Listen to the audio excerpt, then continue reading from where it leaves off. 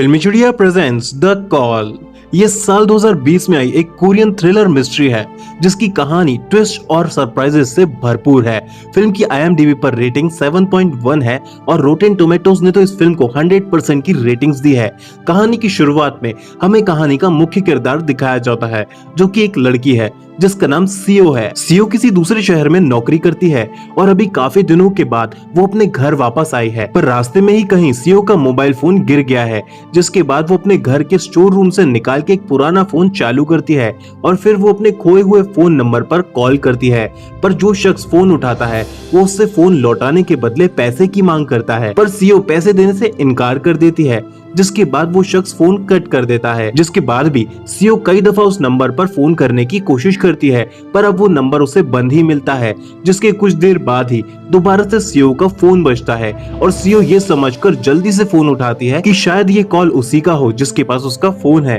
पर फोन उठाते ही फोन पे कोई लड़की थी जो कहती है कि मेरी माँ पागल है, उसने मुझे कमरे में कैद करके रखा है, प्लीज मेरी मदद करो। जिस पे सीओ पूछते हैं कि तुम कौन बोल रही हो और तुम्हें किससे बात करना है, तो सामने वाली लड़की जवाब देती है कि क्या ये शॉपकीपर किम का नंबर नहीं है, और इतना कहकर वो वहीं फोन कट कर देती है। जिसके बाद सीओ को हॉस्पिटल में दिखाया जाता है जहां हमें इस बात का पता चलता है कि सीओ की माँ काफी बीमार है और डॉक्टर सीओ को बताता है कि उसकी माँ को ब्रेन ट्यूमर है और उसके ब्रेन की सर्जरी करनी होगी, लेकिन ये एक काफी बड़ी सर्जरी है और अगर इसमें जरा सी भी चूक होती है तो तुम्हारी माँ हमेशा के लिए कोमा में भी जा सकती है और इसीलिए ये सर्जरी यहाँ नहीं कर सकते, इसके लिए तुम्हें कोई बड़ा हॉस्पिटल देखना चाहिए। और अब सीओ को उस वार्ड में दिखाया जाता है जिसमें उसकी माँ भर्ती है और यहाँ सीओ डॉक्टर की कही सारी बातें अपनी माँ को भी बता देती है, पर उसकी माँ कहती है कि इतने बड़े ऑपरेशन के लायक तो उनके पास पैसे ही नहीं है। और फिर सीओ की माँ सीओ से कहती है कि कल तुम कब्रिस्तान चले जाना तुम्हारे डैड की कब्र पे और वहाँ कब्रिस्तान के मैनेजर से बात करना और पूछना कि क्या वो उन्हें यानी कि सीओ की माँ को उनके पिता की कब्र के बगल में दफन कर सकते हैं क्या। और ये बात सुन के तो सीओ भड़क जाती है और वो कहती है कि आप ऐसा सोच भी कैसे सकती हो, डैड के बगल में दफन होने के आप लायक ही नहीं हो। और फिर सीओ वहाँ से गुस्सा करके चली जाती है और ऐसा सब सीओ इसलिए कर रही थी क्योंकि सीओ अपनी माँ से बहुत ही ज्यादा नफरत करती थी। सीओ को ऐसा लगता था कि उसके पिता की मौत की जिम्मेदार उसकी माँ ही है और इसीलिए अपने पिता की मौत के बाद से ही सीओ का व्यवहार अपनी माँ के साथ बदल गया था और तब से ही दोनों के रिश्तों में दूरियां बढ़ गई थी। जिसके बाद सीओ को वापस उसके घर में दिखाया जाता है जहां उसे फिर से एक फोन कॉल आता है जिस पर फिर से वही लड़की बात कर रही थी और वो कहती है कि मुझे लगता है कि मेरी मॉम मुझे मार डालेगी, प्लीज मुझे तुम यहाँ आकर बचा लो, तुम्हें मेरा एड्रेस तो पता है ना, 4 यंग सुंगरी बासुंगरा। जिस पर सीओ पूछती है कि तुम बोल कौन रही हो, तो वो लड़की कहती है कि ये किम का स्टोर है ना, तो सीओ मना कर देती है।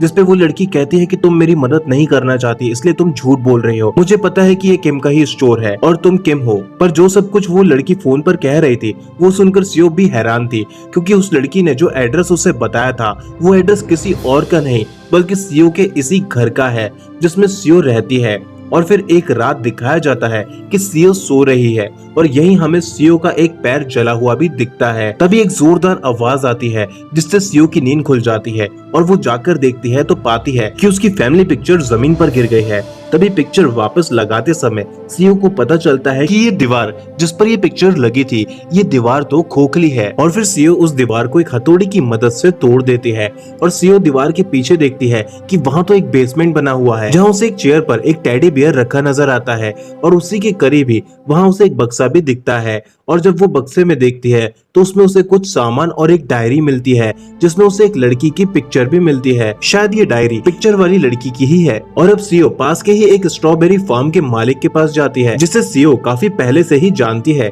और फार्म के मालिक का नाम डोंग है और डोंग काफी सालों से यहाँ रह रहा है। और अब सीओ डोंग को वो पिक्चर दिखाती है और पूछती है कि ये कौन है, क्या तुम इसे जानते हो। तो डोंग उस पिक्चर वाली लड़की को पहचान जाता है और वो बताता है कि इस लड़की का नाम सुखी है। और अब हमें यहाँ पे ये पता चलता है कि सीओ के डैड ने ये मकान सुखी की माँ से खरीदा था और डोंग ये भी बताता है कि सुखी की माँ टोना टोटका भी करा करती थी। पर डोंग कहता है कि ये बहुत पुरानी बात है, करीब 20 साल पुरानी, इसलिए उसे अब इससे ज्यादा कुछ भी ठीक से याद नहीं। और अब जब सीओ वापस फार्म से अपने घर जाती है तो उसे रास्ते में वही दुकान नजर आती है जिसका नाम केम स्टोर था और उस स्टोर के बाहर एक लेडी भी बैठी हुई थी। तभी सीईओ को याद आता है कि ये तो वही केम स्टोर है जिससे बात करने के लिए वो फोन वाली लड़की कह रही थी। और अब सीईओ वापस अपने घर आ जाती है जहाँ उसे फिर से वही लड़की का फोन आता है और वो कहती है कि किम प्लीज आके मेरी मदद करो, मेरी माँ मुझे जलाने की कोशिश कर रही है। और फिर सीईओ को उसके घर के उसी बेसमेंट में धुआं और फिर अंगारे नजर आती है। और अब अगले दिन फिर से एक बार उसी लड़की का फोन आता है और सीईओ फोन उठाती है और सीईओ उस लड़की से पूछती है कि क्या वो सुखी बोल रही है, जिस पे वो लड़की कहती है कि हाँ उसका नाम सुखी है। और फिर वो उसे उसके ही घर का एड्रेस बता के पूछती है कि क्या वो उसी घर में रहती है, जिस पे सुखी कहती है कि हाँ वो उसी घर में रहती है। फिर सीईओ उसे बताती है कि उसे उसके बेसमेंट में उसकी यानी कि सुखी की ही एक पिक्चर मिली है जिस पे तारीख है साल 1999 की। और फिर सीईओ सुखी से उसकी उम्र पूछती है तो वो कहती है कि वो 28 साल की है और फिर सीईओ कहती है कि वो भी 28 साल की है। पर सुखी उसे बताती है कि उसका जन्म तो साल 1972 में हुआ था। और अब सीईओ सब कुछ समझ जाती है। वो सुखी को बताती है कि हम शायद एक समय से दूसरे समय में बात कर पा रहे हैं, यानी कि तुम पास्ट में हो और मैं फ्यूचर में इसी घर में मौजूद हूँ। और फिर सीईओ इंटरनेट पे सर्च करके पास्ट में घटी घटनाएं सुखी को बताती है और फिर सुखी भी जब वो घटनाएं टीवी पर सच में घटते हुए देखती है तो उसे भी फिर यकीन हो जाता है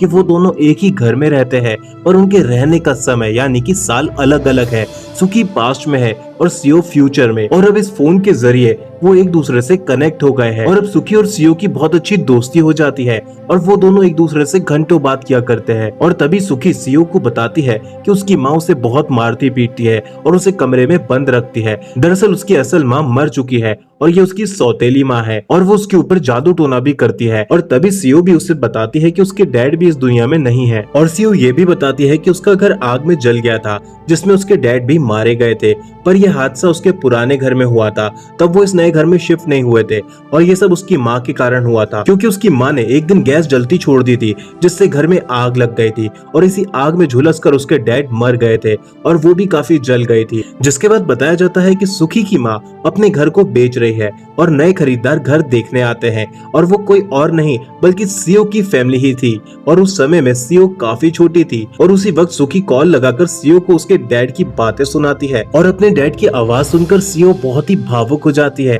और रोने लगती है। और सीईओ को ऐसे रोते देख सुखी कहती है कि पास में अभी भी उसके डैड जिंदा है और वो ये भी कहती है कि वो सोच रही है कि वो पास में घटा वो हादसा रोक दे जिसमें सीईओ के डैड की मौत हुई थी। जिसके बाद जैसे ही वो दिन आता है जिस दिन सीईओ के डैड की मौत हुई थी तो सुखी किसी तरह से अपनी माँ से छुपते छुपाते हुए घर से भाग जाती है और वो सीईओ के पुराने घर जाती है जहाँ सीईओ की माँ भूल से गैस ऑन छोड़कर बाहर चली गई थी। और फिर सीधा प्रेजेंट में दिखाया जाता है जहाँ सीईओ का घर पूरी तरह से अपने आप ही बदल जाता है और सीईओ का वही घर अब किसी महल की तरह बन जाता है और साथ ही सीईओ के पैर का वो जले का घाव भी अब अपने आप ही गायब हो जाता है और अब सीईओ भी एकदम बदल जाती है और वो बहुत ही सुंदर लग रही थी। जिसके बाद सीईओ जब अपने घर के बाहर गार्डन में जाती है तो वहाँ उसे उसकी मॉम दिखती है और फिर वहीं उसके डैड भी आ जाते हैं जिन्हें देखकर सीईओ बहुत खुश हो जाती है और वो उनके गले लग जाती है। और ये सब इसलिए हुआ था क्योंकि पास में जिस हादसे में उसका घर जल गया था वो हादसा पास से अब खत्म हो चुका था, यानी कि ऐसा कोई हादसा घटा ही नहीं था जिसका असर प्रेजेंट पे पड़ा और अब उसके डैड भी वापस से जिंदा हो गए। जिसका मतलब ये था कि पास में सुखी ये हादसा होने से रोकने में कामयाब हो गई थी और इसी के लिए कॉल पर सीईओ सुखी को बहुत सारा थैंक्स कहती है। जिसके बाद बताया जाता है कि सीईओ अपनी फैमिली के साथ है और अब वो उन सब के साथ स्पेशली अपने डैड के साथ अब टाइम स्पेंड कर रहे हैं और वो सुखी के कॉल्स भी अब इग्नोर करती है। पर फिर एक रात सीईओ को एक सपना आता है जिसमें वो देखती है कि सुखी की मॉम उस पर बहुत अत्याचार कर रही है और वो उसे बुरी तरह से पीट रही है। और तभी सीईओ की नींद खुलती है तो वो इंटरनेट पर पुरानी न्यूज चेक करती है जिसमें उसे पता चलता है कि सुखी की मॉम ने ही सुखी को इस घर में मार दिया था। जिसके बाद उसकी माँ को भी अपनी ही बेटी के खून के इल्जाम में जेल हो गई थी। जिसके बाद जैसे ही सीईओ के पास सुखी का फोन आता है तो वो उसे बता देती है कि आज रात तुम्हारी माँ तुम्हें जान से मार देगी क्योंकि न्यूज में यही लिखा हुआ है कि तुम इस घर में ही अपनी माँ के हाथों ही मारी गई थी। पर अब चूंकि सुखी को पता चल चुका था कि उसकी माँ उसे मारने वाली है तो वो रात में चौकन्नी रहती है और जैसे ही उसकी माँ उसे मारने आती है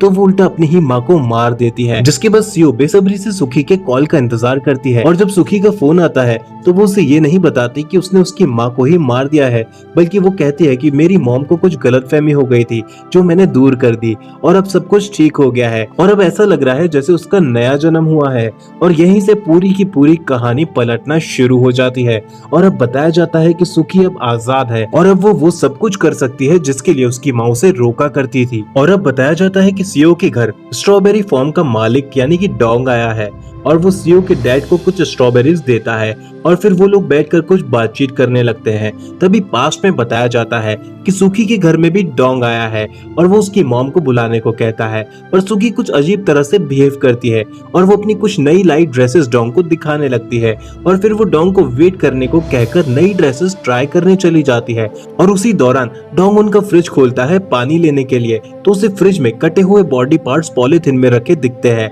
जो सुखी की मॉम के ही बॉडी पार्ट्स थे। और तभी सुखी वहां आ जाती है और वो कहती है कि तुमने फ्रिज क्यों खोला, और फिर वो डोंग को भी वहीं जान से मार देती है। और चूंकि अब डोंग पास्ट में मर चुका है जिसका असर फ्यूचर पर पड़ता है और सीओ के घर से भी डोंग गायब हो जाता है। और जब सीओ अपने डैड से पूछती है कि डोंग कहाँ चला गया, तो उसके डैड कहते हैं कि कौन डोंग, और फिर सीओ फ्रिज में स्ट्रॉबेरीज देखती है तो वो भी गायब हो चुकी थी। और फिर वो डोंग के फार्म जाती है तो वो देखती है कि वहाँ तो कोई स्ट्रॉबेरी फार्म है ही नहीं। और फिर सीओ पुलिस स्टेशन जाती है जहाँ उसे पता चलता है कि डोंग की तो कई सालों पहले मौत हो चुकी है और उसे सुखी नाम के एक सीरियल किलर ने मारा था। और अब सीओ उस शॉपकीपर किम से भी जाके मिलती है जिसका जिक्र अक्सर सुखी करा करती थी और वो सीओ को बताती है कि सुखी को वो एक अच्छी लड़की समझती थी, पर वो एक अच्छी लड़की बिल्कुल भी नहीं थी, वो तो एक साइको थी। देखो उसने मेरा क्या हाल करा था, मगर उसकी मॉम एक अच्छी औरत थी और उन्होंने मेरी उससे जान बचाई। अगर उस दिन उसकी मॉम ना होती तो मैं भी आज जिंदा ना होती। और आए दिन की उसकी अजीब हरकतों से उसकी मॉम भी उससे बहुत ज्यादा परेशान रहा करती थी। जिसके बाद सीओ के पास जब सुखी का फोन आता है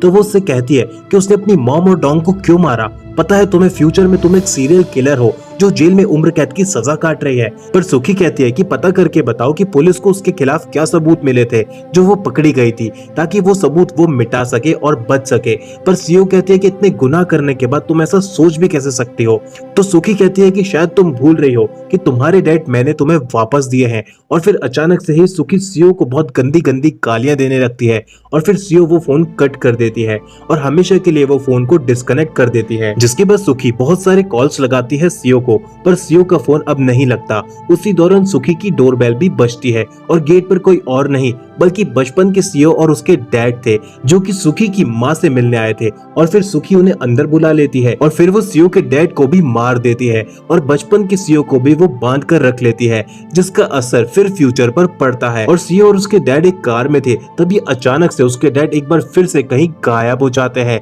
और फिर सीओ अपने घर लौटती है तो वो देखती है कि उसका घर भी वापस किसी खंडर सा हो चुका था। और अब इस घर में वापस से वो फोन बजता है जिसे ढूंढकर सीओ वापस वो फोन उठाती है तो सुखी गुस्से में कहती है कि मना किया था ना कि ऐसा मत करना, पर तू मेरा फोन नहीं उठा रही थी, देख तेरी एक छोटी सी गलती ने क्या कर दिया। और फिर वो बताती है कि मैंने तेरे बाप को मार दिया। और फिर वो खौलता हुआ पानी छोटी सीओ पर डाल देती है जिससे सीओ को बहुत जलन होती है और वापस से उसकी बॉडी में जलने के निशान आ जाते हैं। और अब वो सीओ को ब्लैकमेल करती है और कहती है कि मैं तेरी माँ को भी यहाँ बुलाने वाली हूँ और फिर मैं उसे भी मार दूंगी, वैसे भी तू अपनी माँ से बहुत नफरत करती है ना। और फिर सुखी सीओ को बताती है कि उसकी माँ की वजह से उसके डैड नहीं मारे गए थे बल्कि उसी की वजह से मारे गए थे। वो गैस किसी और ने नहीं बल्कि बचपन में सीओ ने ही खुली छोड़ दी थी और वो कभी अपने डैड की मौत के गिल्ट में ना जिए, सिर्फ इसीलिए उसकी माँ ने उसे ये बताया था कि वो गलती सीओ की नहीं बल्कि उसकी माँ की ही थी। और अब सुखी फिर सीओ को कहती है कि पता करो कि मैं कैसे पकड़ी गई थी, क्या सबूत मिले थे पुलिस को मेरे खिलाफ। जिसके बाद सीओ तुरंत भागकर चोरी छिपे पुलिस स्टेशन जाती है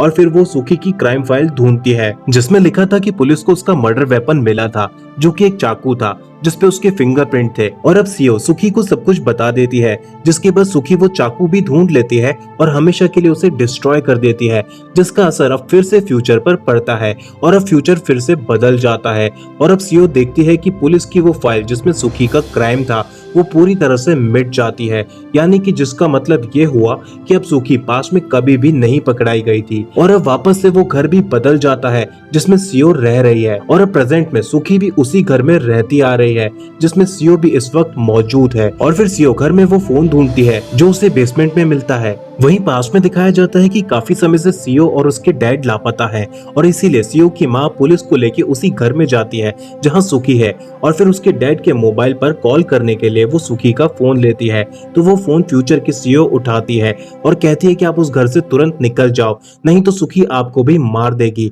और तभी सुखी पीछे से उस पुलिस वाले को मार देती है और ये देखकर फोन हाथ में ही रखकर सीओ की मां वहां से भाग के ऊपर के कमरे में चली जाती है और दरवाजा बंद कर देती है। तभी प्रेजेंट में बताया जाता है कि सुखी सीओ के पीछे आके उसे मारती है और उससे फोन छीन लेती है, पर दोनों में फोन को लेके काफी लड़ाई होती है और फिर किसी तरह से सीओ वहां से फोन लेकर भागती है और फिर उसके पीछे से ही एक बड़ा खंजर लेकर सुखी भी सीओ को मारने आती है। और तभी बताया जाता है कि सीओ भी अब उसी कमरे में जाकर दरवाजा बंद कर लेती है जिसमें पास में उसकी मॉम है। पर पास में जहाँ सीओ छोटी है, सीओ की रोने की आवाज सुनकर उसकी माँ कमरा खोलकर बाहर आ जाती है। तभी सुखी पीछे से सीओ की मॉम पर हमला करती है और फिर वो सीओ को मारने जाती है, पर तभी सीओ की माँ छोटी सीओ को बचाने के लिए एक बार फिर से उठकर सुखी से लड़ती है और फिर उसी लड़ाई में दोनों ऊपर से नीचे गिर जाते हैं। और फिर प्रेजेंट में भी सुखी सीओ को मारने दरवाजा तोड़कर आ जाती है और वो उसे मारने ही वाली थी कि वापस से पास्ट बदलने से प्रेजेंट पर असर पड़ता है